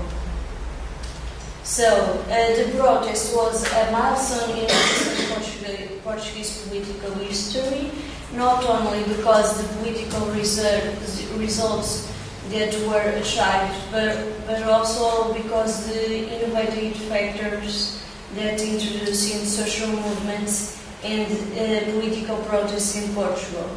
In a country where the protest tradition is closely linked to the political parties and unions, and as institutionalized, the idea of a non-partisan, secular and peaceful protest constitutes a single aspect of the protest. As I said, was organized by 4 young people who revealed the spirit of political opportunity to size and expand the panorama of precarious labor on the young Portuguese generation, and which was made visible in concerts of Belinda, and the use of the internet as an instrument of mobilization and organization.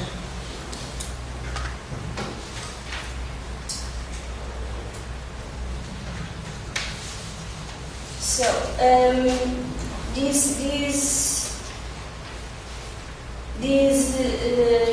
phenomena that are taking place with all this panorama of crisis and the low participation of young people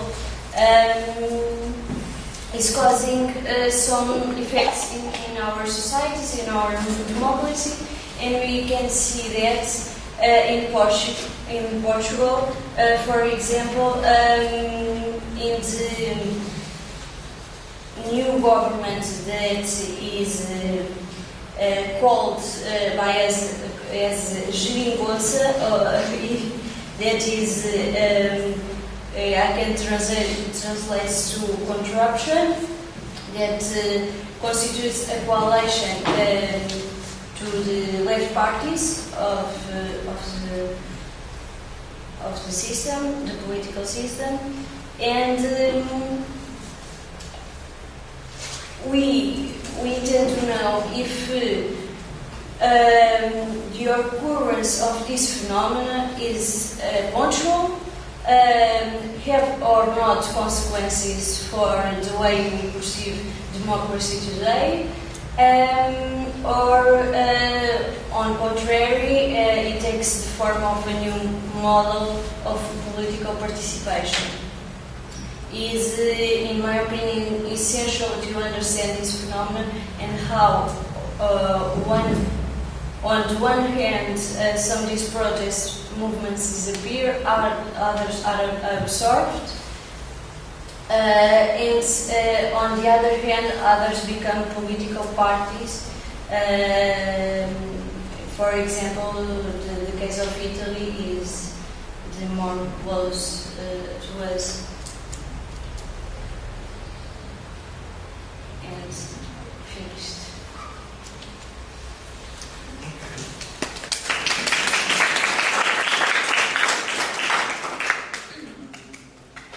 So does anyone have some questions or yeah? Thank you, Patricia. I always have this question in mind. I don't know if there is any type of statistics on this or not, but are there any numbers on?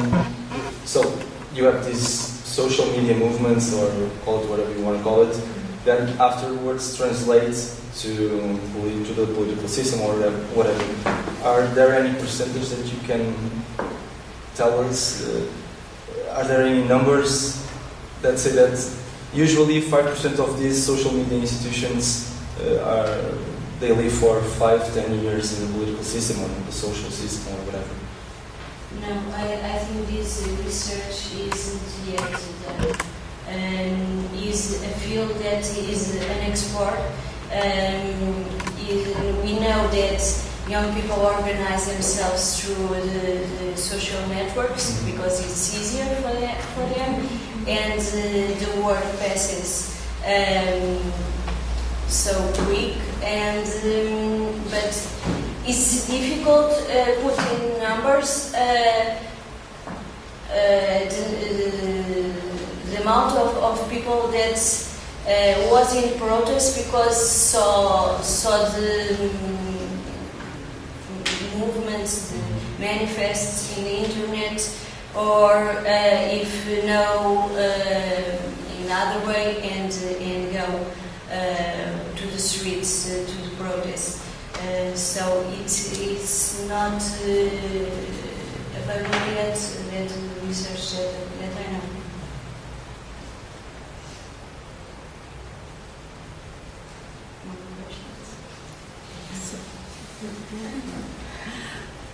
Thank you, Patricia, for your presentation.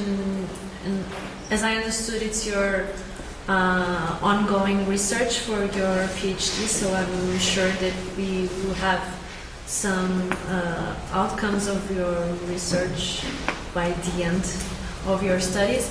But we still have some information, and I think it's controversial information because it's part of our very recent history. And as you mentioned, of course, the crisis and the intervention, the Troika intervention in Portugal reached our country very strongly. And we noticed some difference or some transformations in terms of social movements and public protests. But not only in Portugal, of course, the case of Spain. And you mentioned also the importance of music and some intervention songs. We noticed, for example, that during that period, the revolutionary song that is associated to the 25 April 1974 in Portugal, Grande La Vila Morena, they played the same song at Portas do Sol in Spain at the same time of the 15M movement. So, of course, there are some similarities, I think, of that process that is in some way, or we feel we have that impression that it is like that, despite we don't have the data that you mentioned. But we have that impression that for the first time in our recent democracy, maybe, political parties were a part of that process. And not only political parties, but traditionally the sindicatos, yes, thank you. The unions were a part of that process of mobilization. But how far? What? They try to benefit from it, or they organize the manifestations as well. Yeah, you can see like that, but it's true that social media played an intervention role and a key role in my opinion, in my vision, my perspective, to mobilize that the people, because if you see that there is another key, I think a key item also, that is the question, the demographic question in Europe, and particularly in Portugal, because if you have a mass of people that are mostly young people, they don't have a job, they are not in the unions, of course, that you have to try and to find another way and another channels to do that process of mobilization. But I think that is still valid, despite we don't have the data. Although we don't have the data, it's still in my opinion, if you are very frustrated with the crisis situation, you create these movements, there is a problem that is systematic in your country, and then there is no consequence of it. I believe it is valid, but it's valid for that moment, for that purpose. But are we supposed to create in our societies this type of movements that appear and disappear, or are they supposed to be long-standing, if the problems are long-standing as well. I think that in this sense, probably we already have some the case studies. of Italy that was transforming the political party, so he continues. Maybe our Italian partners. It's not simple to explain the problem of the Italy situation or Portugal. Of course. I think that the new political party, for example, in Italy, N5, is not a traditional party, but is also, in my opinion, a dangerous party because it's a populism that done law. It's a populism at the government. For my opinion, my study, I have the impression that is not a good contribution to the post-democracy society. And in particular, we have the impression that is a dangerous period for the economy situation of our nation. It's not simple to give a government at the dimension of post-democracy society. It's really important, your relation. We live in a period of complete secularization of society. But yet in the period of complete globalization of society. And I think that it's not simple to give a government to this period. And I think that it is not appropriate to give to another form of government if we have not clear in our mind what is the government, democracy government that we attend from our political representation. In effect, in Italy, in this moment, we live in a period of trouble, in which we have not the security of rights for a great part of our citizens, in particular for new migrants, for young people that have constantly the problem to approach the work of the Constitution, peace, equality between citizens, possibility to give an exchange of opinion to all of the citizens that live. It's not simple, I think. But the solution, the Italy solution in this moment is not a good solution. I think there are another reason for the growth of this type of movements, that is the bad image about political parties, political system, and in particular politicians. And citizens look for other way of participation in a direct way that they can have a voice without the structures of a political party. I'm sorry if I missed the information, but I wanted to know why Portugal has one of the highest rates of youth participation. Was there a trigger, a reason for 1 in 11 at the moment, which is one of the highest, you said? Yes. Yeah. What is the reason for that? Why are Portugal youth more active than Spanish or German or any other? Really, I don't know if there was a trigger, if you can say. I think that is the political participation in a whole. So it's not the political participation that grow in Portugal. Grow other types of participation as sports organizations, issues, environmental issues, human rights, that reflects also in social movements about these issues.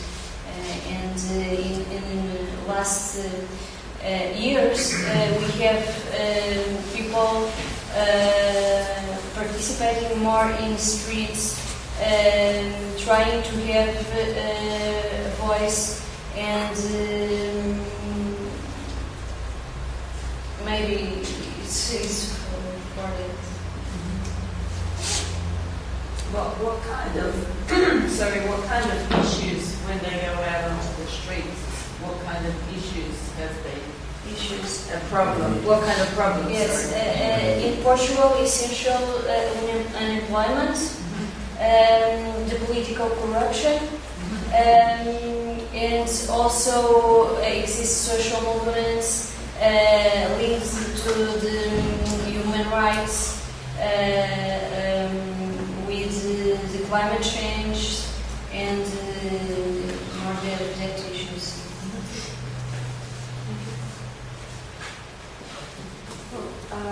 In terms of populism and the growth of far-right movements in Europe, how can we young people keep up with our established democracy? Is it through participation in youth leagues, particularly youths, or do these constitute an elite itself and are too close na juventude partidária? Oh, okay. I think that I studied the motivations that lead the young people to join a party, and is essentially for family and for friends. So I think that young people that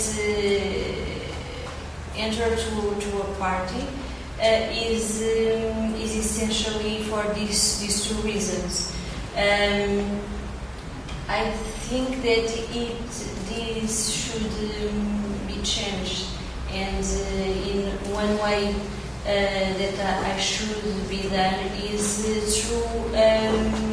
through schools, through a discipline that explains our democratic system from the basis, and that transmits this idea of the importance of participation, active participation in our societies, because the young people are the future of our democracy, and it's important that they participate more. But when this youth participation in social media, they have the consequence of Trump, they have the consequence of Bolsonaro, they have the consequence of the 5 stars in Italy.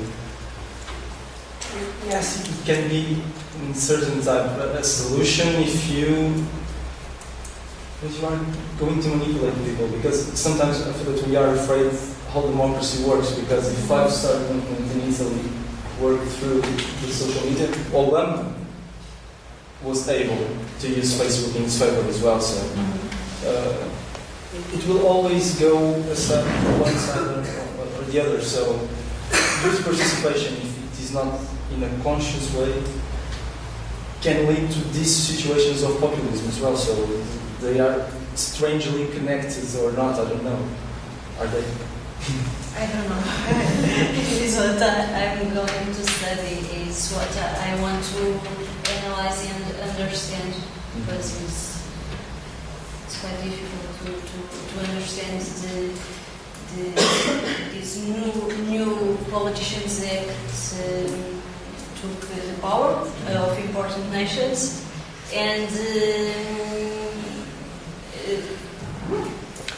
the citizens, what I understand is that they are unhappy with that, but they won. It's quite difficult to understand what is happening, and opportunities for this, and I want to study more about it. Can I add Yeah. something? I don't know if the problem is social media, or because I don't think that is the problem. Because if you want, it's an outcome of the historical process and technology development and everything. I think that there is the problem is political, if you want to call it that, political literacy, or the way that and how people and young generations are educated for civic and political issues. And when you have on television, 80% of the time or 70% of the time are politics talking about politics, and even politics talking about football, and politics talking about everything. There is lots of literacy. The way, probably the problem is if that is the channel that the youth uses in order to get their information, or if they are appealing or not, because if they are not appealing and they appear on television 80% of the time. So there is space for literacy, not in schools, yes, not in schools, but on television, for instance. but they spend a lot of time at schools. They spend? The students. Oh no, okay. Ah. I thought it was a politician. No. Social scientists Yeah. can't, but politicians could. Yeah, it would be strange. So in my perspective, I think that maybe it can be a topic for your research, literacy, and how, for example, some international organizations, even in European Union, are promoting capacity building and in order to improve political literacy. It's just an idea. Yeah, I was very struck with this idea, about relating kind of lack of declining religion with declining belief in democracy. I've never really heard that comparison made before. But when just reflecting on that over the last period, it seems to me that whether religion is really in decline in the West, because of course you could argue that Islam, for instance, is sort of growing and has very strong attachment to it, but whether or not that's really happening, you can say one of the reasons, at least in the West, why it happened is because of the Enlightenment movement, and people come to believe that religion was not very efficacious, right? Religion didn't do very much. Religion, became something. And you could argue that the same thing's happening with democracy.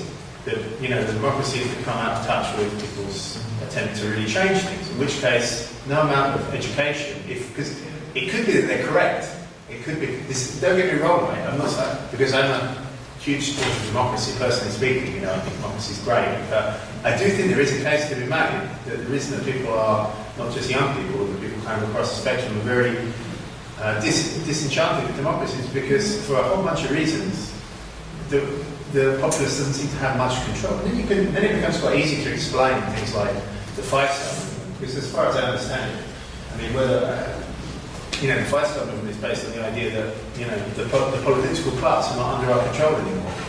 Now, whether their response is a good thing or not is another question, but I find at least that proposition does seem to have some truth in it. So if that's right, the idea that merely explaining more to children about how politics is supposed to work,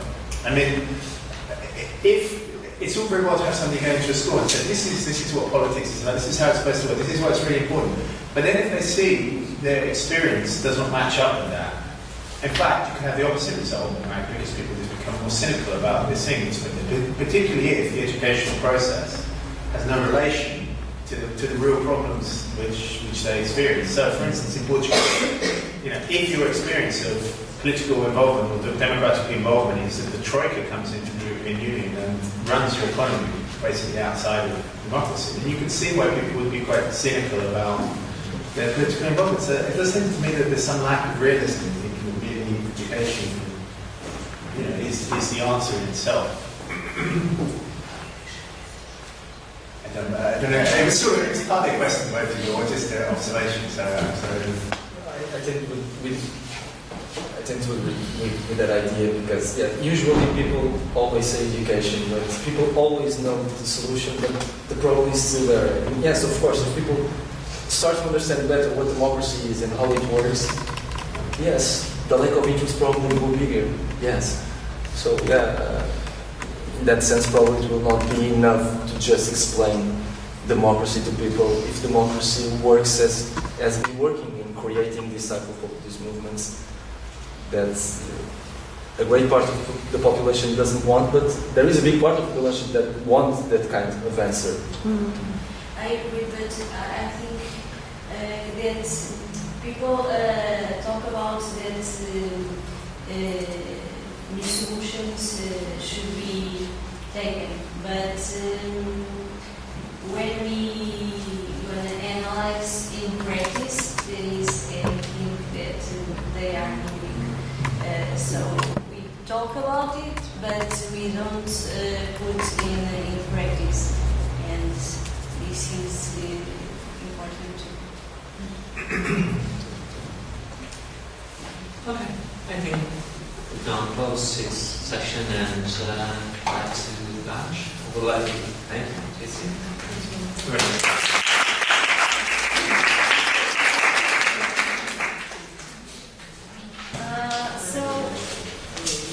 Our partners are invited to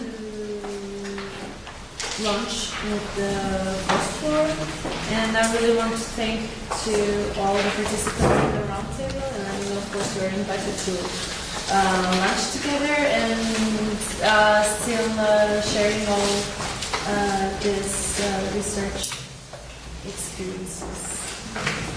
Thank you.